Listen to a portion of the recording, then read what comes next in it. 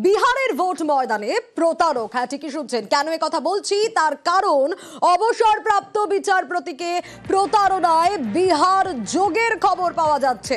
শুধু তাই নয়, এই যে প্রতারণার ঘটনা, এখানে কোটি টাকা হাতানোর অভিযোগে প্রমোটার গ্রেপ্তার। আরো ডিটেল আপডেট এ বিষয়ে জানাতে পারবে অনুপ, রয়েছে আমার সঙ্গে। অনুপ, কি অভিযোগ, কিভাবে গ্রেপ্তার, আগে সেটা জানতে চাইবো। অবসরপ্রাপ্ত বিচারপতি তাদের কিন্তু তার অভিযোগ এই প্রমোটারকে ইতিমধ্যে রাজীব রঞ্জন কুমার, এই প্রমোটারের বিরুদ্ধে শুধুমাত্র এই অভিযোগ নয়, একাধিক যেমন অভিযোগ রয়েছে তারই পাশাপাশি দেখলে দেখা যাবে এই অবসরপ্রাপ্ত বিচারপতি বিধাননগর পূর্ব থানায় তিনি অভিযোগ করেছিলেন তার জমি এবং বাড়ি একেবারে কিনিয়ে দেওয়ার নাম করে কিন্তু সই জাল করে তাকে কিনিয়েছিলেন, এবং তিনি পরবর্তী ক্ষেত্রে জানতে পারেন যে প্রতারিত হয়েছে এবং তারপরেই বিধাননগর পূর্ব থানায় লিখিত অভিযোগ দায়ের করে। এরপরে তদন্তকালে বিধাননগর গোয়েন্দা শাখার পুলিশ তাকে অভিযোগ প্রমোটারকে বিহার থেকে গ্রেপ্তার করা হয়েছে। ইতিমধ্যে ট্রানজিট রিমান্ডে কলকাতায় নিয়ে আসা হয়েছে, 10 দিনের পুলিশ হেফাজত নেওয়া হয়েছে। শুধুমাত্র এই যে অভিযুক্ত প্রমোটার তার বিরুদ্ধে অভিযোগ নয়, বিহারে একেবারে যে নির্বাচন, রাজনৈতিক বিধানসভা নির্বাচন, সেখানে কিন্তু তিনি একটি রাজনৈতিক দলের একেবারে অবশ্যই নজর থাকবে। এবং বিহারের ভোট ময়দানে এই প্রতারকের কথা বলছি কারণ অবসরপ্রাপ্ত বিচারপতিকে প্রতারণার ঘটনা। কিভাবে প্রতারিত হয়েছেন অবসরপ্রাপ্ত বিচারপতি, শুনুন। আমি এই ভদ্রলোককে আগে চিনতাম না, এ সল্টলেকের প্রমোটার। তা আমাকে একজন দালাল বললো একটা বাড়ি বিক্রি আছে, তা আমিও তখন বাড়ির খোঁজ করছিলাম। তখন এই আমার এই যে এখানে আমি থাকি বিকে ব্লকে সল্টলেকে, সেই বাড়ি আমি ওনার থেকে কিনি। ওর সঙ্গে আমার সখ্যতা গড়ে ওঠে এবং প্রায় বিজনেসের জন্য কিছু টাকা দিতে বলে। আবার আমার ভাই একটা ফ্ল্যাটের জন্য ওকে, ফ্ল্যাট না একটা বাড়ির জন্য ওকে টাকা দেয়, সেখানেও তাকে প্রতারণা করে, সে টাকা আর ফেরত দেয় না। এই ভদ্রলোক অনেক লোককেই এরকম করেছে এবং তাদের টাকা ফেরত দেয়নি। আর আমি এও শুনেছি যে ওর বিরুদ্ধে সিবিআই এর একটা কেস আছে রোটাং না ওই হরিয়ানা এরকম কোন জায়গায়, এবং knowing fully well that I was A high court জাজ, তা সত্ত্বেও করেছে।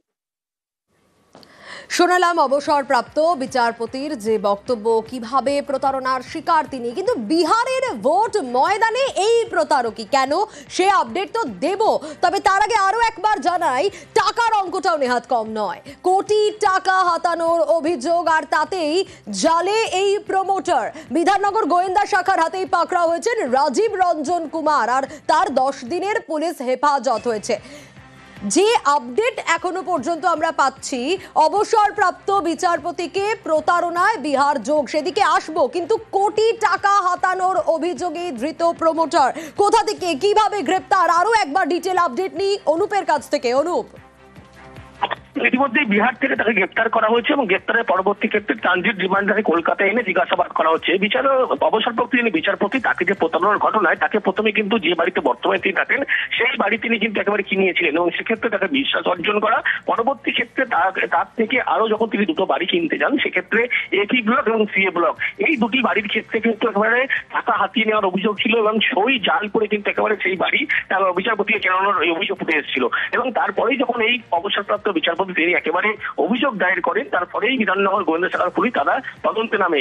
এই তদন্তে নামার পরেই কিন্তু বিহার থেকে ইতিমধ্যে অভিযুক্ত প্রমোটার রাজীব রঞ্জন কুমার তাকে গ্রেপ্তার করা হয়েছে। এই যে বিহার যোগের যে তথ্য উঠে আসছে, সেই হিসাবে কিন্তু পুজোর আগে থেকে এই দুটি ক্ষেত্রেই কিন্তু সম্পূর্ণ কাজ বন্ধ করে দেয় এবং কেয়ারটেকার থেকে শুরু করে প্রত্যেকে পুলিশ সূত্রে যে খবর, একটি রাজনৈতিক দলের হয়ে কিন্তু তিনি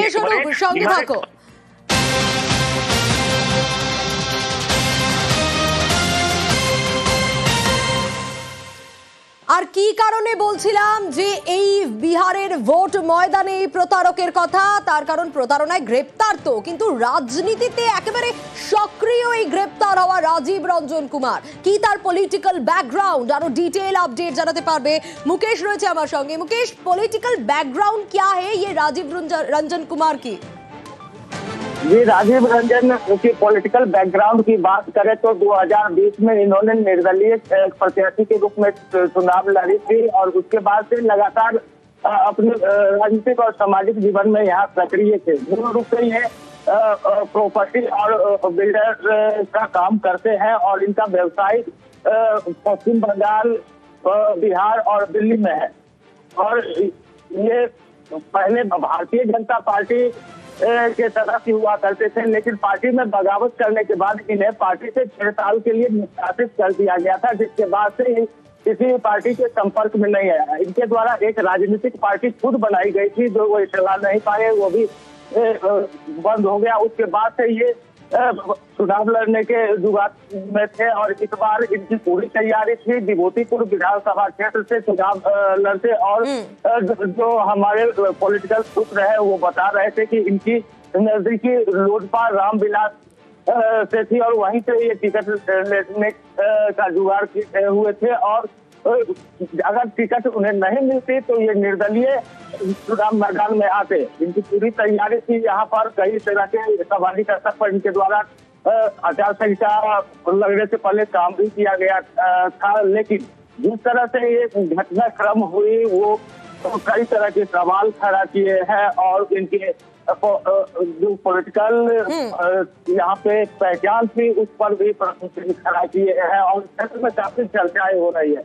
चर्चा यह भी है कि क्या राजनीतिक प्रतिद्वंदिता के कारण तो कहीं इन्हें इनकी गिरफ्तारी तो नहीं करा दी गई, क्योंकि ये चर्चा इसलिए आम हो रही है कि राजीव रंजन इस केस के दर्ज होने के बाद कई बार कोलकाता आए हैं, लेकिन वहाँ इन पर किसी भी तरह की कार्रवाई नहीं हुई थी और जब चुनाव का वक्त आया तो इस तरह की कार्रवाई है, इसको लेकर के क्षेत्र में चर्चाएं हो रही है। जी শুক্রিয়া মুকেশ। তার মানে শুধু 2020 সালে বিহারে নির্দল প্রার্থী হয়ে ভোটে দাঁড়িয়েছে মানে ভোটে ছিলেন এই প্রতারক তা নয়, 2025-এ এবছরও বিভূতিপুর বিধানসভায় লড়ার প্রস্তুতি এই প্রতারকের।